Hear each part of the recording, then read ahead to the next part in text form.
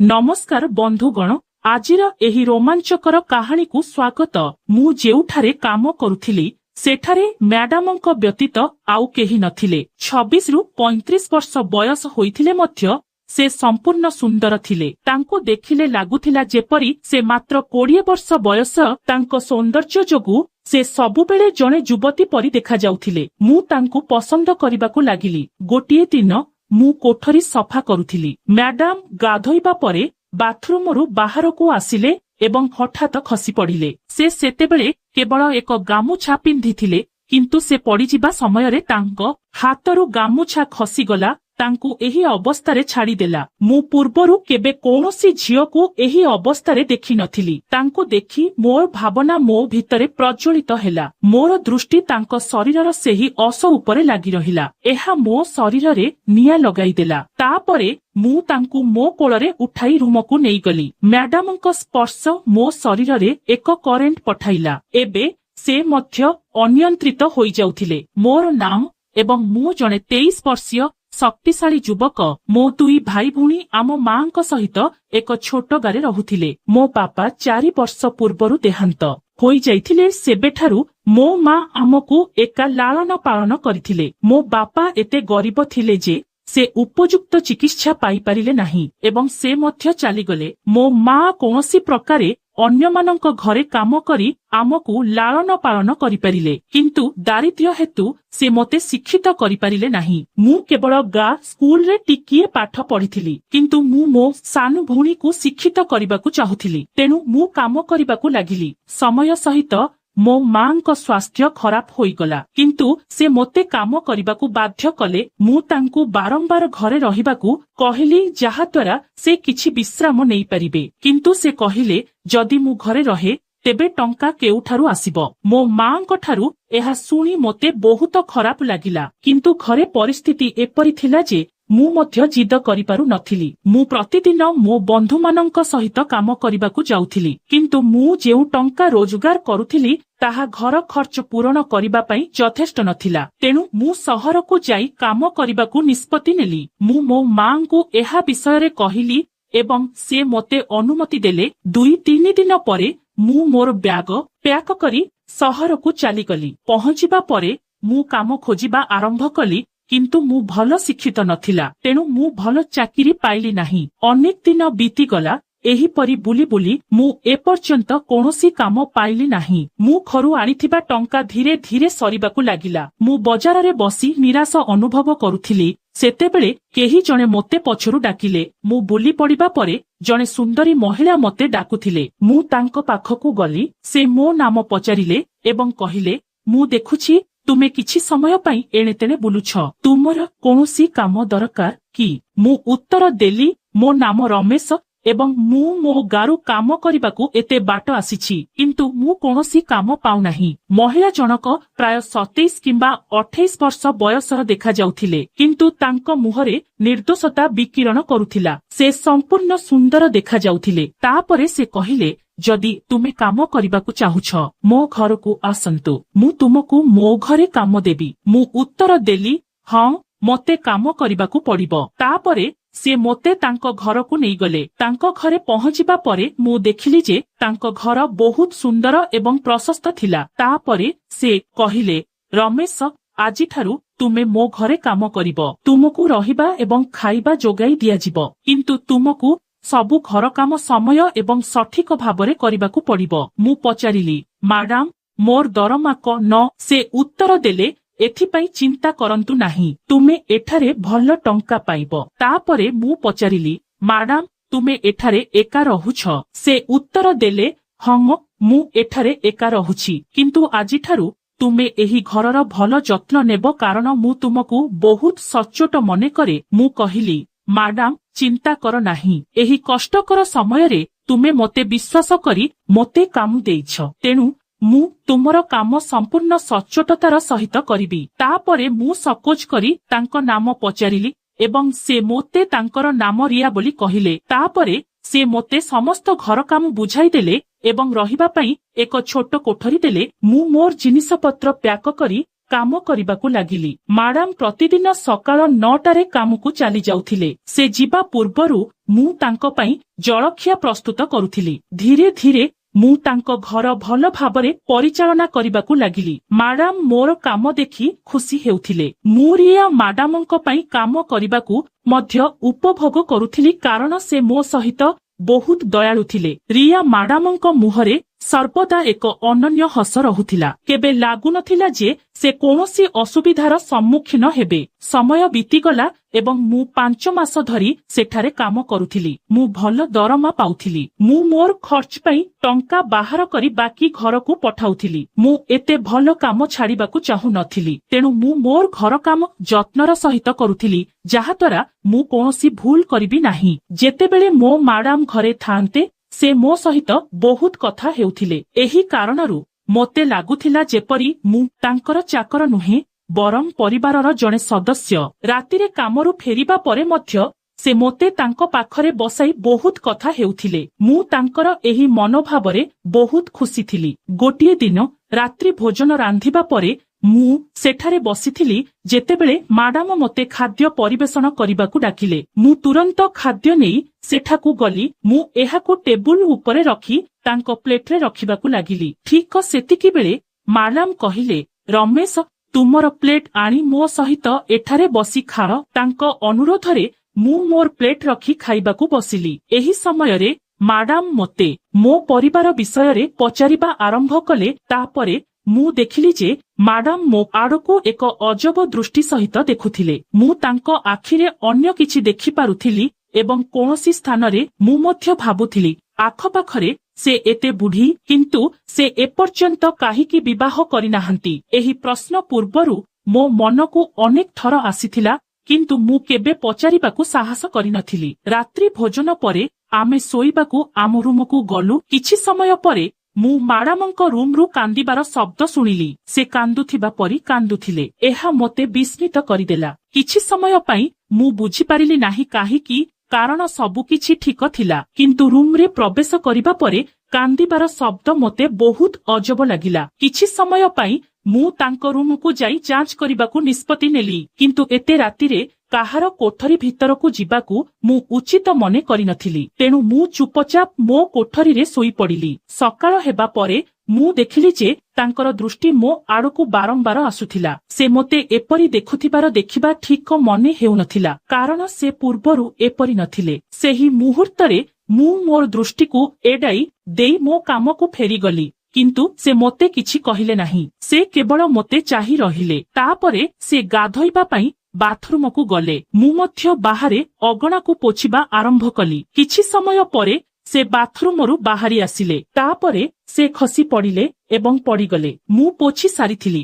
ଏବଂ ସେଥିପାଇଁ ସେ ଖସି ପଡ଼ିଲା। ସେ ସେତେବେଳେ କେବଳ ଏକ ଗାମୁଛା ପିନ୍ଧିଥିଲେ ଏବଂ ମୁଁ ତାକୁ ଦେଖି ବହୁତ ଅଜବ ଅନୁଭବ କଲି। ତାଙ୍କର ଗୋରା ଶରୀର ମୋତେ ଇଙ୍ଗିତ କରୁଥିଲା କିନ୍ତୁ ସେ ମୋର ମାଲିକାଣୀ ଥିଲେ ଏବଂ ଅସୁବିଧା ମୋତେ କାମ ଦେଇଥିଲା। ତେଣୁ ମୁଁ ତୁରନ୍ତ ତାଙ୍କ ଶରୀରରୁ ମୋର ଦୃଷ୍ଟି ହଟାଇ ତାଙ୍କୁ ଉଠାଇବାକୁ ଦୌଡ଼ିଲି। ମୁଁ ତାଙ୍କ ହାତ ଧରି ଉଠାଇବା ମାତ୍ରେ ସେ ତାଙ୍କ କୋଠରୀକୁ ନେଇଯିବାକୁ ଅନୁରୋଧ କରିବାକୁ ଲାଗିଲେ। ସେ କହିବା ଅନୁସାରେ ମୁଁ ତାକୁ ତାଙ୍କ ରୁମକୁ ନେଇଗଲି ଏବଂ ଛାଡ଼ିଦେଲି। ତାପରେ ମୁଁ ଶୀଘ୍ର ଚାଲିଗଲି କାରଣ ତାଙ୍କ ଅବସ୍ଥାରେ ସେଠାରେ ରହିବା ମୋ ପାଇଁ ଏକ ବିପର୍ଯ୍ୟୟ ଥିଲା। ମୁଁ ଜଣେ ଭାବପ୍ରବଣ ଯୁବକ ଥିଲି, ତେଣୁ ମୁଁ ଚାଲିଯିବାକୁ ଭଲ ଭାବିଲି। 3 ଦିନ କୌଣସି ପ୍ରକାରେ ବିତିଗଲା କିନ୍ତୁ ମୁଁ ଦେଖିଲି ଯେ ମ୍ୟାଡାମ ପୂର୍ବ ଅପେକ୍ଷା ଅଧିକ ବିଷାଦଗ୍ରସ୍ତ ହୋଇଗଲେ। ମୋର ସର୍ବଦା ଖୁସି ଥିବା ମ୍ୟାଡାମ ଏବେ ଟିକେ ଚିନ୍ତିତ ହୋଇଗଲେ। ଏହା ମୋତେ ବହୁତ ଖରାପ ଲାଗିଲା। ମୁଁ ତାଙ୍କ ବିଷୟରେ ଭାବିବାକୁ ଲାଗିଲି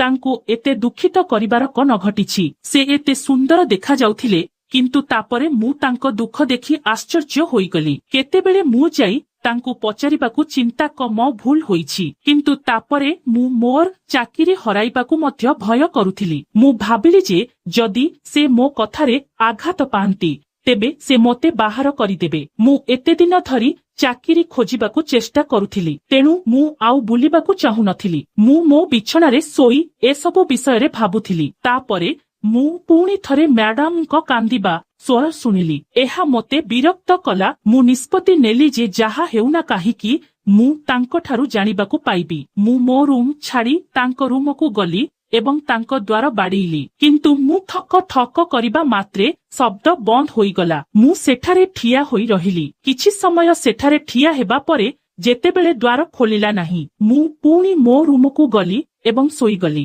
ସକାଳ ହେଲେ ମୁଁ ପୁଣି ମୋ କାମରେ ବ୍ୟସ୍ତ ହୋଇଗଲି, କିନ୍ତୁ ମାଡାମଙ୍କ ମୁହଁରେ ସେହି ଦୁଃଖ ପ୍ରତିଫଳିତ ହେଉଥିଲା। ଆଉ ସହ୍ୟ କରି ନ ପାରି ମୁଁ ତାଙ୍କୁ ପଚାରିଲି, କଣ ହେଲା? ମୁଁ କିଛି ସମୟ ପାଇଁ ଲକ୍ଷ୍ୟ କରିଛି ଯେ ତୁମେ ବହୁତ ବିରକ୍ତ। ତୁମେ ପୂର୍ବରୁ ଏପରି ନଥିଲା। ହଠାତ୍ କଣ ହେଲା? ମୋ କଥା ଶୁଣି ସେ କହିଲେ, ରମେଶ, ଏସବୁ ଜାଣିବା ପରେ ତୁମେ କଣ କରିବ?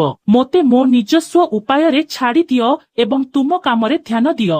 ସମୟ ଆସିଲେ ମୁଁ ତୁମକୁ କହିବି। ମାଡାମଙ୍କ ଠାରୁ ଏପରି କଥା ଶୁଣି ମୁଁ ଚୁପ ରହିଲି, କାରଣ ସେ ଜଣେ ଭଲ ମହିଳା ଥିଲେ ଏବଂ ମୋ ସହିତ କେବେ ଖରାପ ବ୍ୟବହାର କରିନଥିଲେ। ମୁଁ ଏହାକୁ ସାଇଡ୍ କରି କାମକୁ ଫେରିଗଲି, କିନ୍ତୁ ଏବେ ମୁଁ ତାଙ୍କ ବିଷୟରେ ଟିକେ ଅସହଜ ଅନୁଭବ କରୁଥିଲି। ମୋତେ ଲାଗୁଥିଲା ଯେ ମୁଁ ତାଙ୍କ ପ୍ରେମରେ ପଡ଼ିଯାଉଛି, କିନ୍ତୁ ଏହା ବିଷୟରେ ତାଙ୍କ ସହିତ କଥା ହେବା ପାଇଁ ମୋର ସାହସ ନଥିଲା। ଆଜି ଯେତେବେଳେ ମୁଁ କାମ ସାରି ମୋ ରୁମକୁ ଫେରିଲି, ମୁଁ ପୁଣି ସେହି ଶବ୍ଦ ଶୁଣିଲି, କିନ୍ତୁ ଆଜି ମୁଁ ନିଷ୍ପତ୍ତି ନେଇଥିଲି ଯେ ମୁଁ ଏହାର କାରଣ ଖୋଜିବି। ଆଜି ମୁଁ ମୋ ରୁମ୍ ଛାଡ଼ି ତାଙ୍କ ରୁମ୍ ପାଖରେ ଠିଆ ହେଲି। ମୁଁ ଦ୍ୱାର ବାଡେଇଲି ଏବଂ ଯେତେବେଳେ ତାହା ଖୋଲିଲା ନାହିଁ, ମୁଁ ମୋ ରୁମ୍ ଆଡ଼କୁ ଚାଲିବାକୁ ଆରମ୍ଭ କଲି।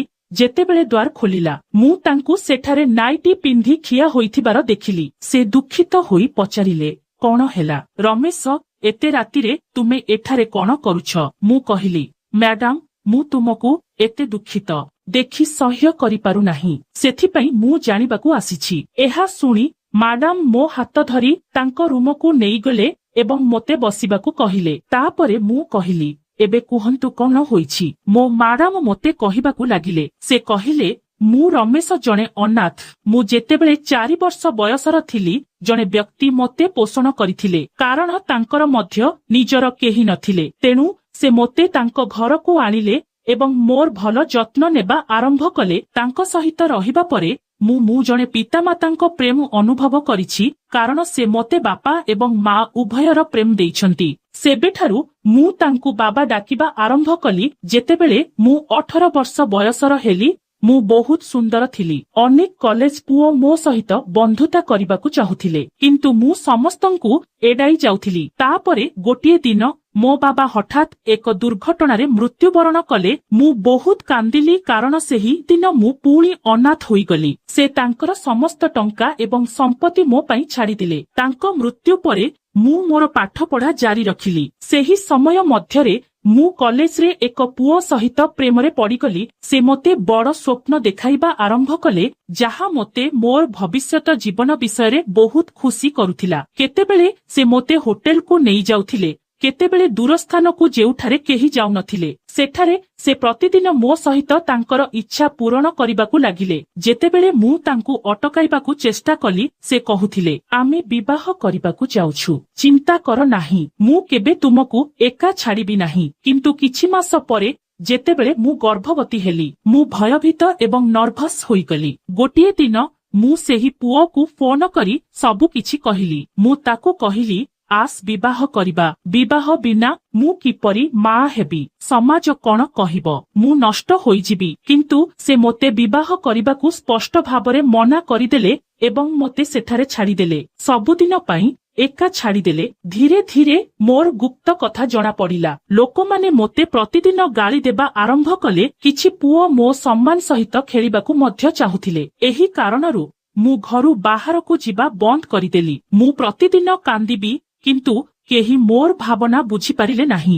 ଗୋଟିଏ ଦିନ ସତର୍କତାର ସହିତ ବିଚାର କରିବା ପରେ ମୁଁ ଏକ ସଚେତନ ନିଷ୍ପତ୍ତି ନେଇଥିଲି ଏବଂ ମୋର ଗର୍ଭପାତ କରାଇଥିଲି। ମୋତେ ନିଜ ଗୋଡ଼ରେ ଠିଆ ହେବାକୁ ପଡ଼ିଲା। କିଛି ଦିନ ପାଇଁ ମୁଁ ଘରେ ପଡ଼ି ରହିଲି।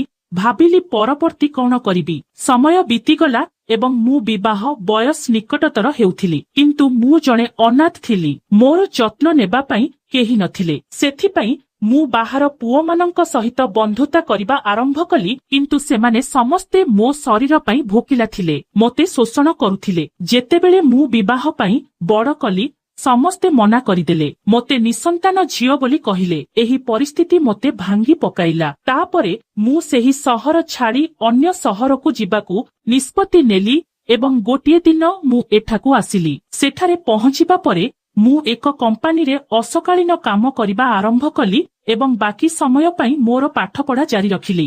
ସମୟ ବିତିଗଲା ଏବଂ ମୋର ଦକ୍ଷତା ଅନୁସାରେ ମୁଁ ଏକ ବଡ଼ କମ୍ପାନୀରେ ଉଚ୍ଚ ପଦବୀରେ ପହଞ୍ଚିଲି। ମୁଁ ବର୍ତ୍ତମାନ ଯେଉଁ କମ୍ପାନୀରେ କାମ କରେ ସେଠାରେ ଅନେକ ଲୋକ ମୋତେ ପ୍ରସ୍ତାବ ଦେଇଥିଲେ, କିନ୍ତୁ ଯେତେବେଳେ ସେମାନେ ଜାଣିବାକୁ ପାଇଲେ ଯେ ମୁଁ ଜଣେ ଅନାଥ, ସେମାନେ ସିଧାସଳଖ ମନା କରିଦେଲେ। ଏହା ମୋତେ ଗଭୀର ଭାବରେ ଆଘାତ କଲା ଏବଂ ମୁଁ ରୋଗରେ ପୀଡ଼ିତ ହେବା ଆରମ୍ଭ କଲି। ମୁଁ ବଡ଼ ହେଲି ଏବଂ ଜଣେ ମହିଳାଙ୍କ ପ୍ରତି ମୋର ଭାବନା ମୋ ଭିତରେ ଫୁଲି ଉଠିଲା। ତେଣୁ ମୁଁ ବିବାହ କରି ସ୍ଥିର ହେବାକୁ ଚାହୁଁଥିଲି ଏବଂ ଜଣେ ସ୍ତ୍ରୀକୁ ତାଙ୍କ ସ୍ୱାମୀଙ୍କ ଠାରୁ ଯାହା ଆବଶ୍ୟକ ତାହା ପାଇବାକୁ ଚାହୁଁଥିଲି। କିନ୍ତୁ ମୁଁ ଅନୁଭବ କରିବାକୁ ଲାଗିଲି ଯେ ବିବାହ କରିବା ମୋ ପାଇଁ ବହୁତ କଷ୍ଟକର ହେବ।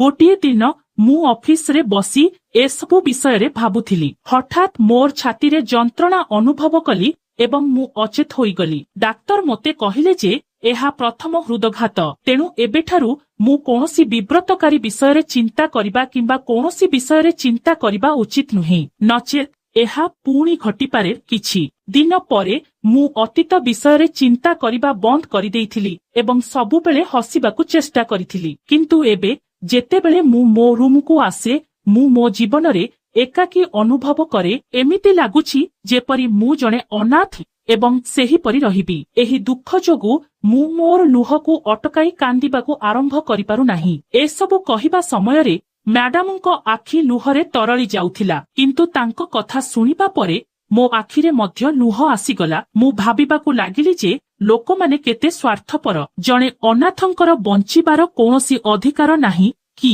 ମୁଁ ରିୟା ମ୍ୟାଡାମଙ୍କୁ କହିଲି, ମ୍ୟାଡାମ, ଯଦି ଆପଣ କିଛି ଆପତ୍ତି ନ କରନ୍ତି ମୁଁ ଆପଣଙ୍କୁ କିଛି କହିବାକୁ ଚାହୁଁଛି। ମ୍ୟାଡାମ ଆଶ୍ଚର୍ଯ୍ୟ ହୋଇ ମୋ ଆଡ଼କୁ ଚାହିଁଲେ। ତାପରେ ମୁଁ କହିଲି, ମ୍ୟାଡାମ, ଯଦି ଆପଣ ଚାହାନ୍ତି ତେବେ ମୁଁ ଆପଣଙ୍କୁ ସେହି ଖୁସି ଆଣିପାରିବି ଯାହା ପାଇଁ ଆପଣ ଆଶା ଛାଡ଼ି ଦେଇଛନ୍ତି। ସେ ମୋତେ ଚାହିଁ ପଚାରିଲେ, ଆପଣଙ୍କ କହିବାର ଅର୍ଥ କଣ? ମୁଁ କହିଲି, ମ୍ୟାଡାମ, ମୁଁ ଆପଣଙ୍କୁ ଭଲ ପାଉଛି। ଯଦି ଆପଣ ଚାହାନ୍ତି ତେବେ ମୁଁ ଆପଣଙ୍କୁ ବିବାହ କରିବାକୁ ପ୍ରସ୍ତୁତ।